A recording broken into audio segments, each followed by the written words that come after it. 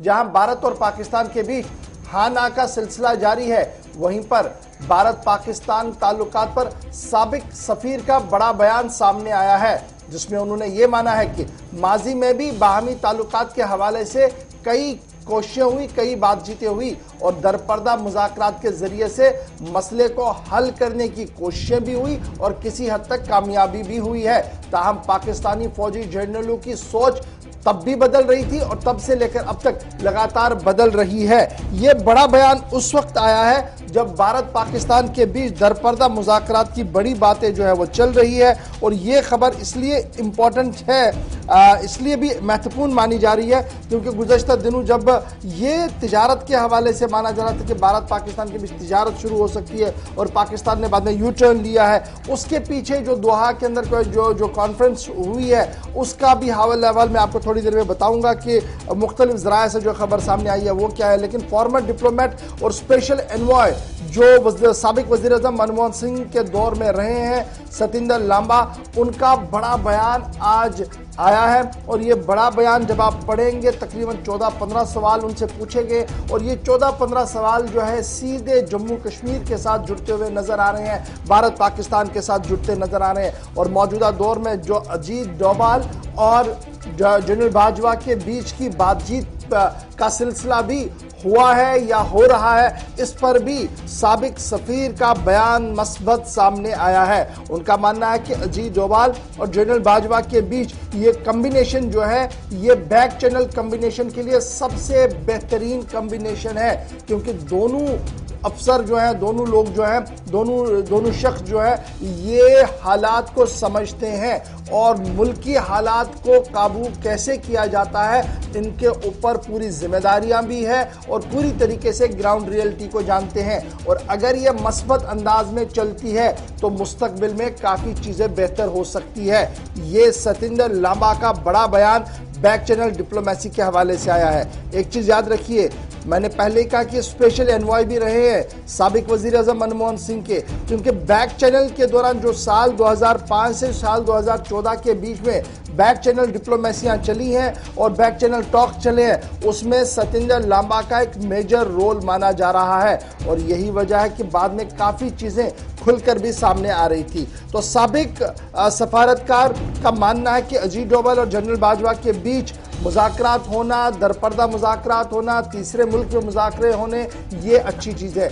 लेकिन न तो माजी में और ना ही मुस्तकबिल में तीसरे फरीक की सालसी को भारत कबूल करेगा। ये सतिंदर लांबा की तरफ से साफ कर दिया गया है। कहा कि न तो माजी में इस तरीके की कोशिश को माना गया और ना ही मुस्तकबिल में ये मानने के लिए भारत तैयार होगा। यही वजह है कि बैक चैनल्स बजाते खुद काम करेंगी और ज़रूर तीसरे दोस्त मुल्क की सिर्फ सालसी नहीं बल्कि मेज़बानी के हद तक ही उनकी जो कोशिशें वो कबूल की जाती हैं। तो ये बात उन्होंने क्लियर की है। तीसरी बड़ी बात जो उनका मानना है, जो पॉलिटिकल एरा है वो आहिस्ता आहिस्ता बदल रहा है और पाकिस्तान के हवाले से उनका मानना है कि पाकिस्तान की पॉलिटिकल लीडरशिप हो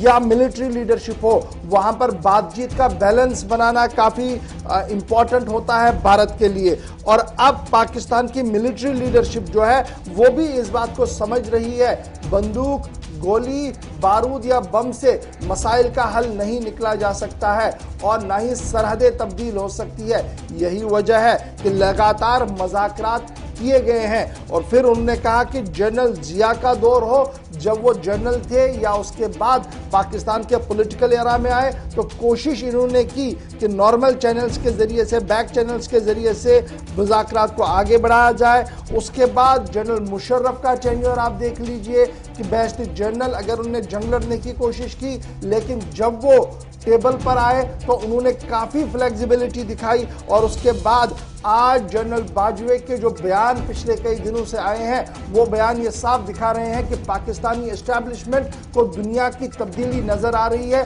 और उस दुनियाई तब्दीली के बीच ये बयानात मस्बत भी है, बेहतर भी है, लेकिन इन्हें चैनलाइज करने की ज़रूरत है। ये बयान बड़ा इंपॉर्टेंट है और ये माना जा रहा है कि जिस तरीके का माहौल है इसमें आगे बड़ी चीज़ें जो है वो तब्दील हो सकती हैं और जम्मू कश्मीर समेत जो दीगर मामला पाकिस्तान के साथ है। पिछली बार जब मुज़ाकराती चैनल चल रहे थे तो काफी हद तक उन पर मुहर लग रही थी, लेकिन हालात बदले जिसकी वजह से वो रुक गया। लेकिन अगर उन कागजात को और उस बैक चैनल डिप्लोमेसी को आगे बढ़ाया जाए तो बहुत चीजें जो है वो बेहतर हो सकती है। ये सतिंदर जैन का बयान, ये सतिंदर लांबा का बयान जो है वो सामने आया है। इसके साथ साथ उनका यह भी मानना है कि जो गुज़श्ता दिनों दोनों वज़राए ख़ारजा एक ही छत के नीचे थे लेकिन बातचीत नहीं हुई, अगरचे रस्मी मुलाकात नहीं हुई, उसकी बड़ी वजह जो है वो मीडिया की नज़रें हैं। जिस तरीके से पाकिस्तान की मीडिया और भारत की मीडिया ने